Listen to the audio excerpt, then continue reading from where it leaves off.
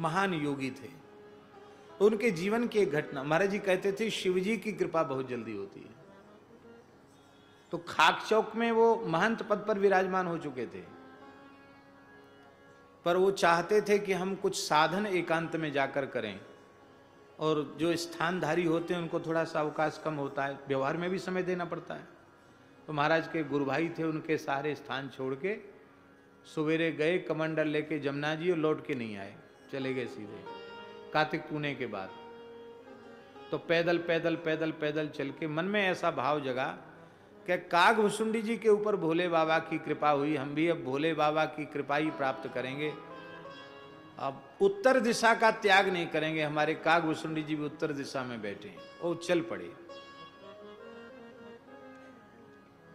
तो फिर मन में एक आया ऐसा विचार कि उत्तर में तो पीछे जाएंगे, पहले महाकालेश्वर चलो। क्यों? वो महाकाल की ही तो कृपा कागभुसुंडी जी पर हुई थी, तो वहीं चलो पहले। तो वृंदावन से महाराज जी कहते पैदल चल पड़े उज्जैन के लिए, रेल की पटरी के सहारे सहारे। ये बात है सन 1938 की बात है।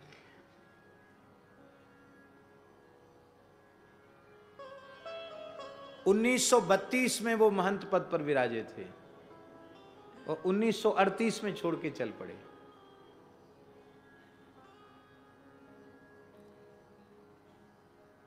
तो ये देवास के तरफ पहुंचे। देवास है ना उज्जैन के पास, देवास। तो जंगल में एक शिव मंदिर था, बहुत थके हुए थे, तो शिव मंदिर में ही शिव जी के प्रति बड़ी श्रद्धा रही बचपन से ही। तो शिव जी का आश्रय मिल गया तो बस निश्चिंतता है।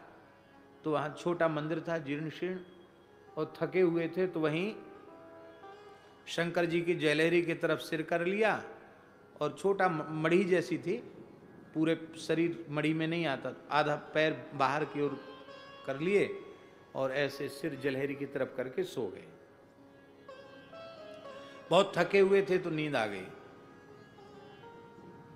और कहते सोए ही सोए, थोड़े गंभीर निद्रा में सोए ही थे कि अकस्मात मुझे डमरू का शब्द सुनाई पड़ा। उड़ुक उड़ुक उड़ुक उड़ुक ऐसे शब्द सुनाई पड़ा। तो एक बार तो हम कांप से गए, और हम कुछ सोचें उसके पहले हमको लगा कि मेरी जटा पकड़कर कोई खींच रहा है। तो जटा पकड़ के खींचा तो मैं ऐसे देखा, साक्षात भगवान शिव मेरे अपने हाथ से शंकर जी जटा पकड़ के खींचे। साक्षात भालचंद्र भगवान शिव खड़े हुए,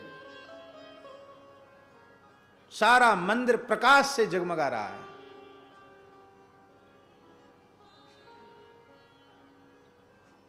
यहां से उत्तर दिशा की ओर चला जा, तेरा कल्याण हो जाएगा, ये कहा शंकर जी ने। यहां से उत्तर दिशा की ओर चला जा, तेरा कल्याण हो जाएगा।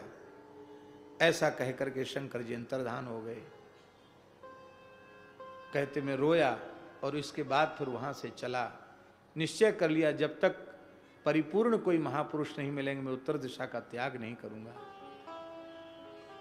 जैसे ही आगे बढ़े, ये देवास के जंगल की बात है, तो बोले अगहन का महीना था, कार्तिक के बाद अगहन आता है, ठंड पड़ने लगती है। सवेरे 4 बजे के करीब एक नंगा बालक दिखाई पड़ा। 5-7 वर्ष का बालक, एकदम नंगा, कोई शरीर पर कपड़ा नहीं, ऐसे जंगल में घूम रहा है। तो बड़ा आश्चर्य हुआ कि ये बालक नंगा, इसको ठंड नहीं लग रही, ऐसे घूम रहा है। तो बोले, हमने कहा ये बालक भगवान, यहां कोई संत रहते हैं क्या? उन्होंने कहा हाँ, यहां से उत्तर की ओर चले जाओ, ऐसे संत रहते हैं जो मिट्टी छू दें तो मिश्री हो जाए।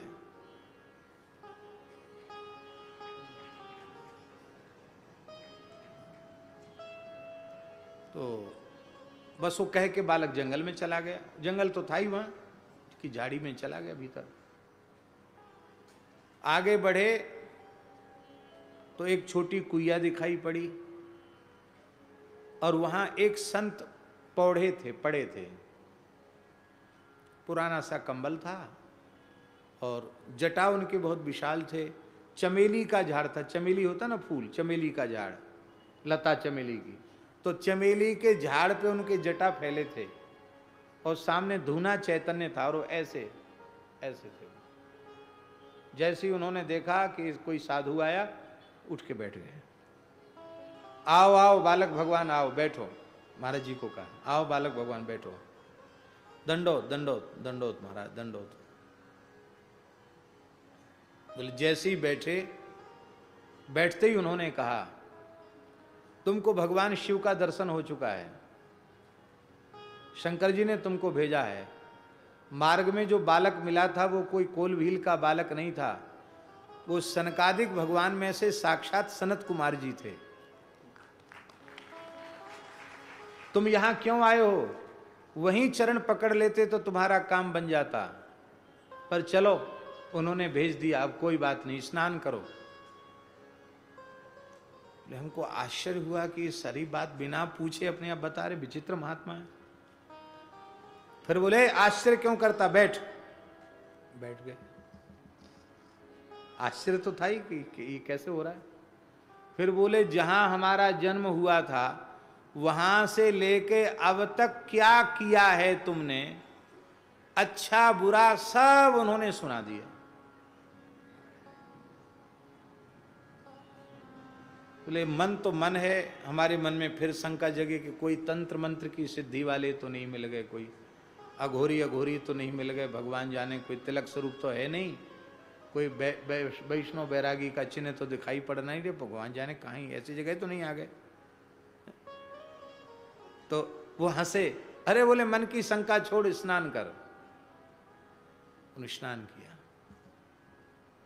स्नान करके धूना पर बिठाया और फिर क्या किया, महाराज जी गदगद हो जाते थे, कहते थे हमको जो चाहिए था उनकी कृपा से हमको मिल गया।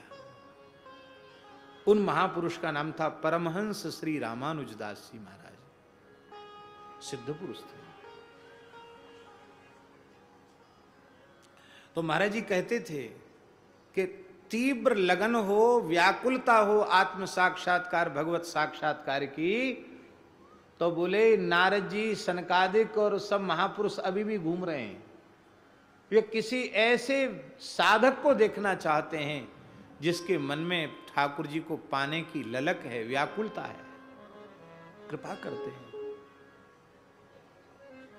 जा पर कृपा न करहीं पुरारी, सो न पाव मुनि भक्ति हमारी।